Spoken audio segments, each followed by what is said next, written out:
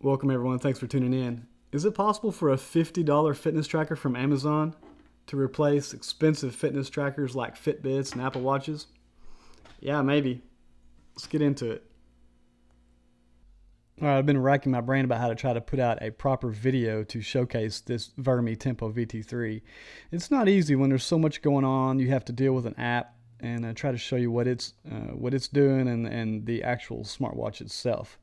And I'm not super up on all the lingo, but I'm just going to go through the watch and show you a little bit about what I know about it. I've had quite a bit of time with it, and I have some data as far as sleep and arrhythmia, and I've learned a little bit about the SpO2 and the stress recordings that it can indicate and show you.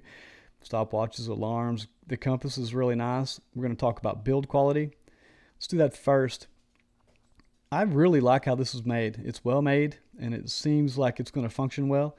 The charge is with a magnet that just kind of just magnetizes to the back face of the watch, and it has contact pins that touch there. But positive clicks and on the little stem works well. You can change the phase. There's about 5 different preloaded phases that you can choose from. And you can choose heart health, arrhythmia monitoring. It'll say to shorten the battery life. And talking about battery life, I've had this thing on standby, and I use the heart monitoring 2 different times, and did of course some oxygen checks, some stress checks, and it has been phenomenal. The battery life I was able to squeeze out of it was 7 days. That was I charged it on an evening on Friday, and then I had to recharge it the next Friday evening. So that was really nice. And the more you use the arrhythmia settings and the scientific sleep, it'll shorten the battery life. But like I said, I used it on 2 days, and I didn't notice much difference at all. So that was really quite nice. And what it does is, I think the reason why it shortens it, the LEDs stay firing on the back side of the watch for the duration of the test, as it would need to. Nice silicone bands. We're going to get into the box. It comes with some other bands too. It comes well packaged.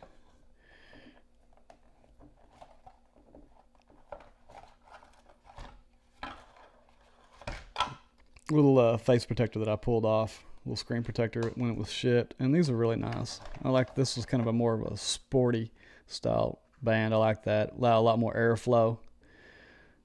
Well thought out one. There we go. So that makes sense. So you'll just wrap it in, and then it'll pin somewhere in the center. Simple. And then they're all silicone. Comes with another one here. A little bit different style. I like all. I'll probably swap them out and just kind of see which ones I like best. But really nice. Clicking these steps in the top right hand corner, it shows you stand up, calories, steps, and that's quite nice, and there's all kinds of settings. We're going to talk a little bit about settings. I'm not going to go into all of them, but scrolling here, you can go through your quick reference exercises. That was really nice. I was doing some hiking the other day. Doesn't show a penny on here, but I recorded a little bit of hiking I think it was a couple weeks ago. I've had this watch for a while, and I was able to put in some time, and I'm really dialing in what I like about it. And there's not much I don't like. Let's click down here at the bottom where it says health. And today it shows 11 hours and 9 minutes of sleep. I must have been tired. And if you notice over there to the right of it, it says high.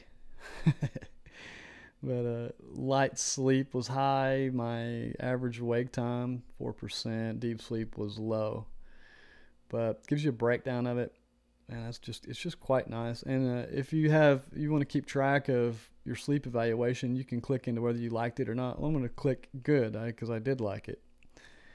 And you can select. You can kind of keep a reference. Let's just say I had a couple drinks, and then I watched some TV or played some games, whatever. You can record that. My heart rate, let's get into this.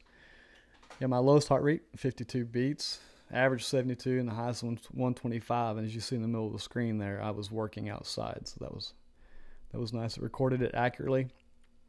Pressure value was from 925, so I haven't done a record my pressure, my stress check in a while, and I haven't done the O2, but that's okay.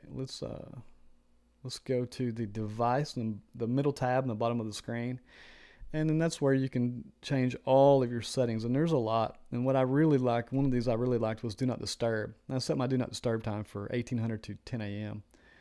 and you can turn it off at any time.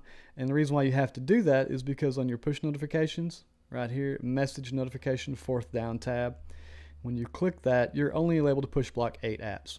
And that's okay. That's what the do not disturb is for. So palming gestures, that's when you turn the watch up and it lights the screen up just with movement. You can set the sensitivity and the duration that you want that to happen.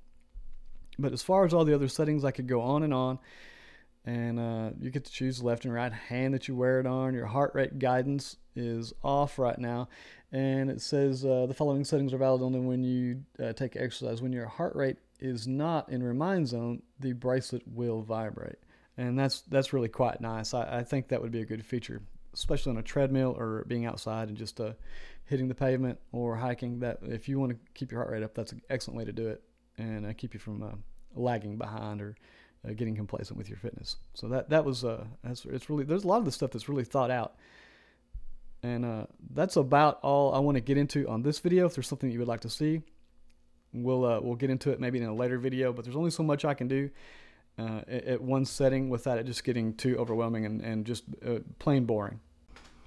Alright, so in the intro, I asked if a $50 Amazon smart fitness tracker could replace your expensive Fitbits and Apple Watches. And in my opinion, yes. The latest Fitbit, and I'll have to put it in the description, I can't remember what it's called. I don't think it's a Versa. It might be Versa 3 or something else. But anyway, it's over $300. Now, me personally, after wearing the Virmee, let's light it up for you one more time on that screen. After wearing this watch for a couple weeks, there's no way I'm going to pay that much money for a fitness tracker because this is doing everything I want it to do.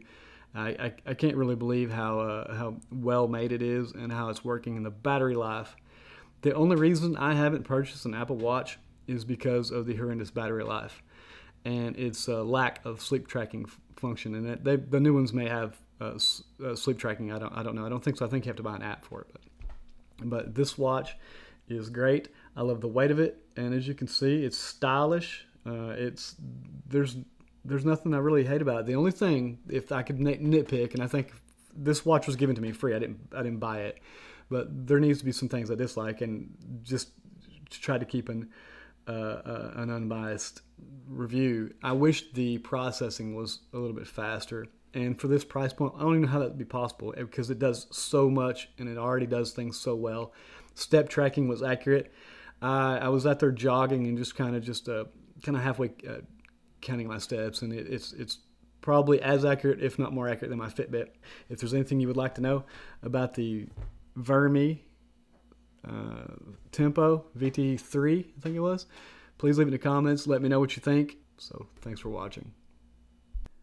Alright, one thing I promised was to show the waterproof capabilities of the watch. And see if I can get it to where it stays lit. There we go.